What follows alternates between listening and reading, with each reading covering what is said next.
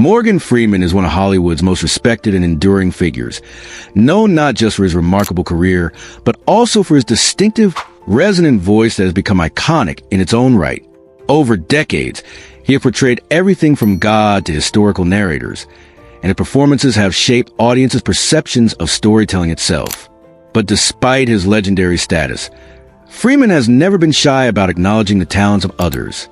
Throughout his career, he has openly credited several fellow actors, both peers and predecessors, whose work inspired him, shaped his approach to acting, and in some cases, paved the way for his own success. His admiration for these actors isn't rooted in casual compliments or polite industry niceties. It is grounded in genuine respect and heartfelt gratitude. Among these figures is Denzel Washington, a man Freeman has openly described with deep respect. In interviews, Freeman has called Washington one of the rare actors who managed to achieve what Freeman himself had once dreamed of, commanding powerful, leading roles that were rarely available to black actors when Freeman was starting out. This isn't jealousy. It's admiration for Washington's career trajectory and the way he has inhabited such a wide spectrum of characters, from flawed antiheroes to noble leaders. In a 2023 interview with the Sunday Times, Freeman candidly admitted, "I'm so very envious of Denzel's career because he's doing what I wanted to do." That single sentence encapsulates both the challenges Freeman faced in his early years and the admiration he holds for what Washington has accomplished. Back when Freeman was starting out, opportunities for complex leading roles for black actors were few and far between. He was often relegated to background parts or characters lacking depth. Washington, on the other hand, has played everything from crooked cops and legal minds to royalty and warriors, roles that allow for tremendous range and moral complexity. The two men's professional relationship dates back to 1989, when they worked together on Glory, a Civil War film that earned Washington his first Oscar. Freeman played Sergeant Major John Rawlins, while Washington portrayed Trip, a former slave-turned-soldier. Their on-screen chemistry was electric, and the experience forged a bond that has lasted decades. Freeman has also been on the receiving end of Washington's respect. Washington has publicly acknowledged Freeman as a trailblazer who helped open doors for black actors in Hollywood. This mutual admiration has evolved into an enduring friendship marked by shared history, professional support, and a deep love of the craft. Gene Hackman is another actor Freeman has spoken about with unusual tenderness. The two worked together most memorably on Clint Eastwood's Unforgiven 1992, a gritty western that brought Freeman, Hackman, and Eastwood together in an unforgettable cinematic trifecta. Hackman's portrayal of Little Bill Daggett was chilling enough to earn him an Oscar, while Freeman's Ned Logan provided a strong moral counterpoint. Off-screen, the film sparked a friendship that was grounded not in Hollywood glitz, but in mutual respect and personal connection. Freeman admired Hackman's humility. After a storied career, Hackman retired quietly in 2004 without the fanfare that often accompanies such departures. At the 2025 Oscars, Freeman delivered an emotional tribute to Hackman, who had recently passed away. Standing before an audience that had gone still, he called Hackman both a giant in the industry and a dear friend, his voice breaking as he spoke.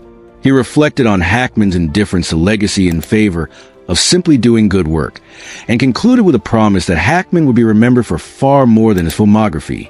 The tribute was raw, heartfelt, and deeply human, more about love and loss than Hollywood glamour.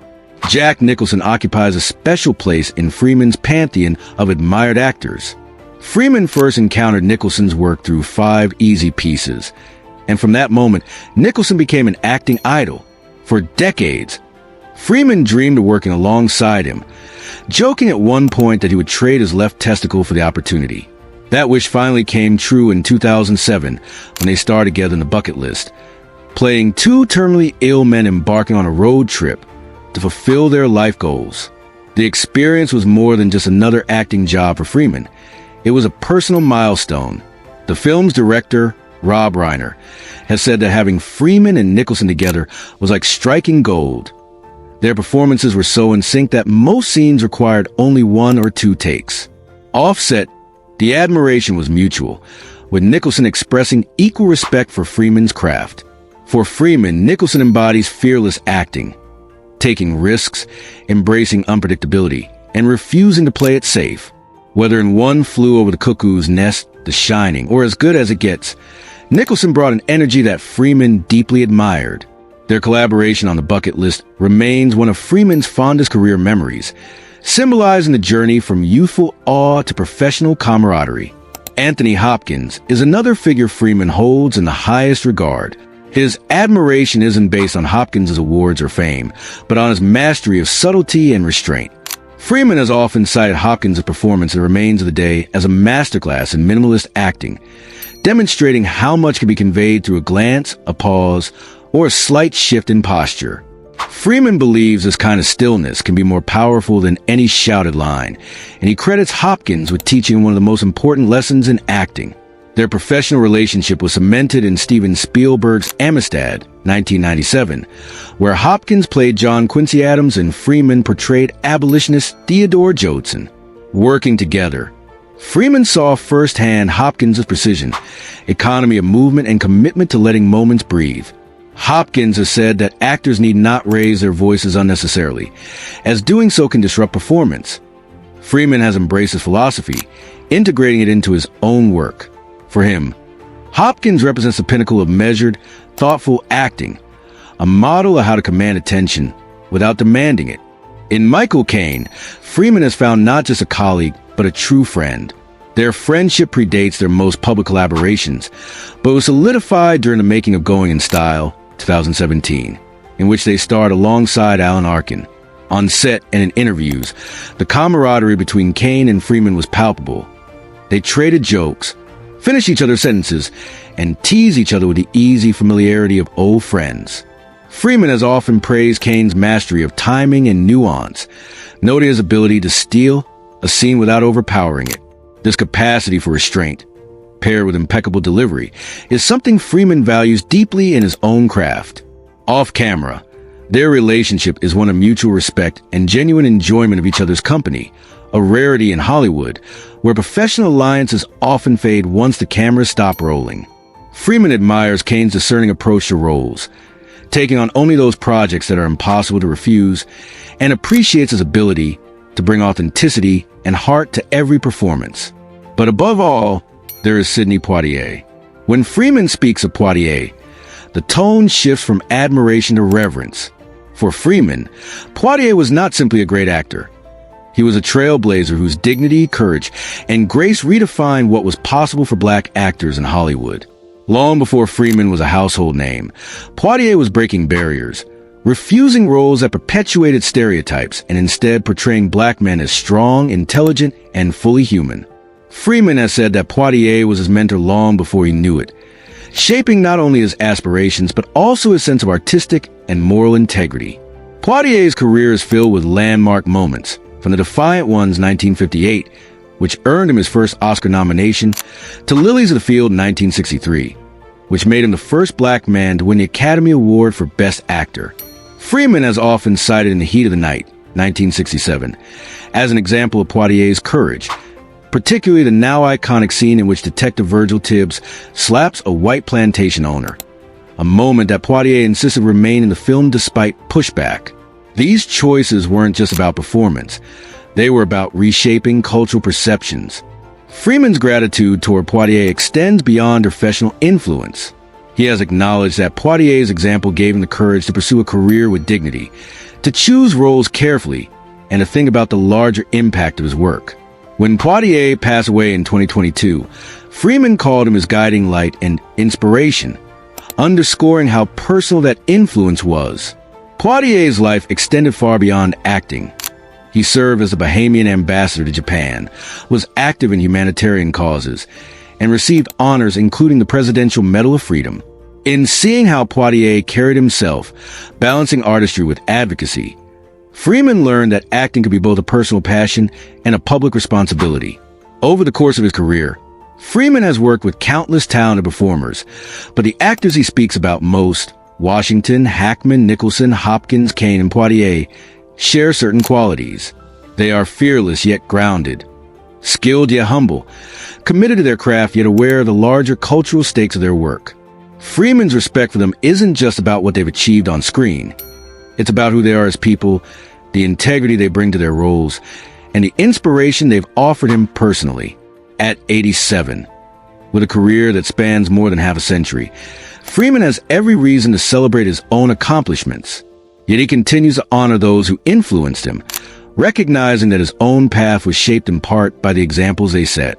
His tributes, whether delivered in interviews, on award stages, or in private conversations, serve as reminders that even the most celebrated figures stand on the shoulders of others. In Freeman's case, those shoulders belong to a small but extraordinary group of actors whose artistry, humanity, and courage have left an indelible mark on him, and on cinema itself. Freeman's relationship with Washington has layers beyond mutual respect for talent.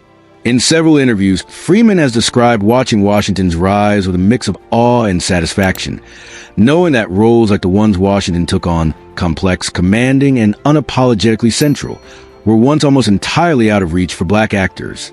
Washington's work in films such as Malcolm X, Training Day, and Fences pushed boundaries in terms of both craft and representation, something Freeman never overlooks. He has said that seeing Washington navigate Hollywood as both an actor and a director with such precision makes him feel hopeful about the industry's evolution. Freeman often frames Washington's success not as an isolated triumph, but as part of a continuum, a result of earlier breakthroughs by actors like Poitier, followed by those who seize opportunities such pioneers created. The thread of opportunity versus limitation runs through many of Freeman's reflections. With Gene Hackman, the bond they formed on Unforgiven was rooted not only in shared artistry, but in a kind of professional respect that transcends the job itself. Freeman has often noted Hackman's lack of pretension, recalling how the Oscar-winning actor never tried to dominate a set or draw attention to himself unnecessarily.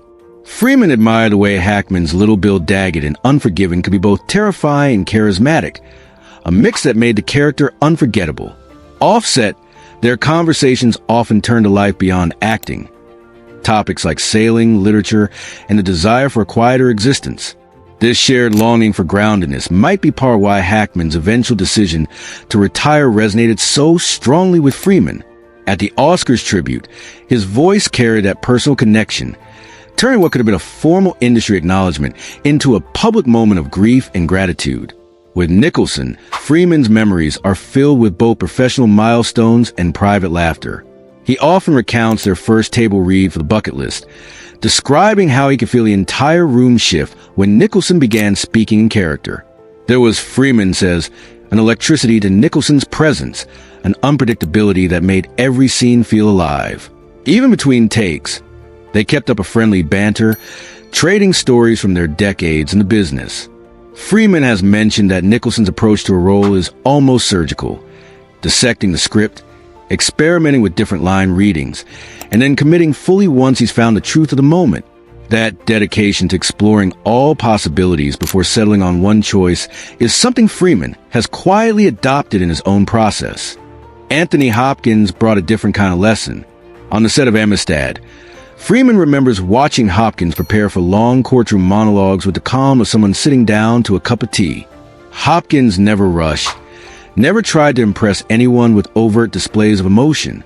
Instead, he worked with microscopic precision, knowing exactly when to hold a pause or lift an eyebrow to shift the tone of a scene.